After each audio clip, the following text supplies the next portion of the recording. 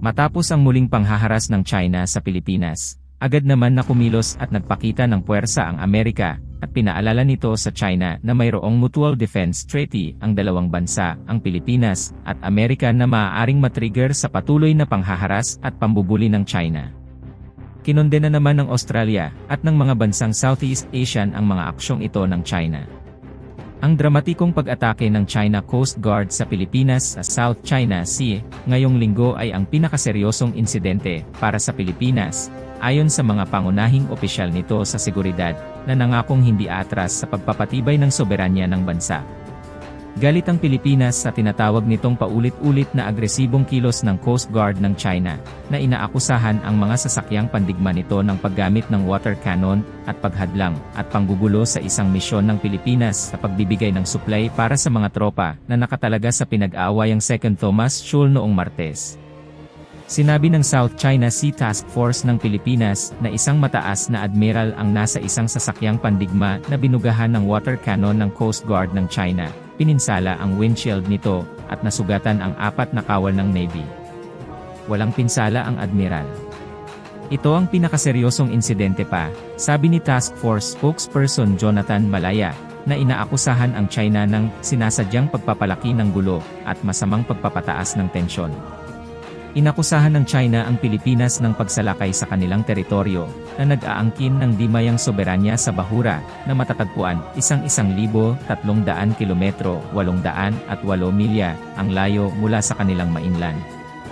Inaangkin ng China ang karamihan ng South China Sea bilang kanilang sarili, bagaman ang isang international na arbitration panel ay nagtatapos na walang batayan ang posisyon na ito sa ilalim ng internasyonal na batas. Sinabi ni Philippine Defense Secretary Gilberto Teodoro noong Miyerkules na walang basehan ang mga alegasyon ng China, at ang mga aksyon nito ngayong linggo ay pambihirang illegal at lubos na hindi sibilisado. Ang alegasyong ito ay sa simpleng salita, isang bagay na walang may matinong pag-iisip na bansa sa mundo ang sumasang-ayon, at marami pa ang tuwirang kinokondena, sabi ni Teodoro sa isang pahayag.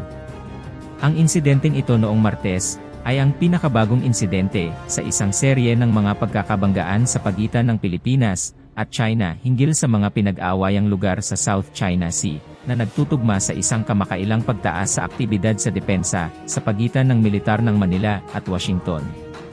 Ang Australia at mga bansang Southeast Asian ay nanawagan ng pagpigil sa kontrobersyal na South China Sea at pagsunod sa isang batayang batas na kaayusan sa Indo-Pacific.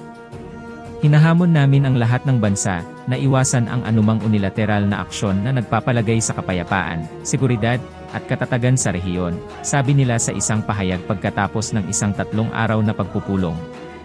Sinabi ng isang tagapagsalita ng Ministry of Foreign Affairs ng China na ang sitwasyon ay pangkalahatang stable at ang posisyon ng China sa 2nd Thomas Shoal ay pareho at malinaw.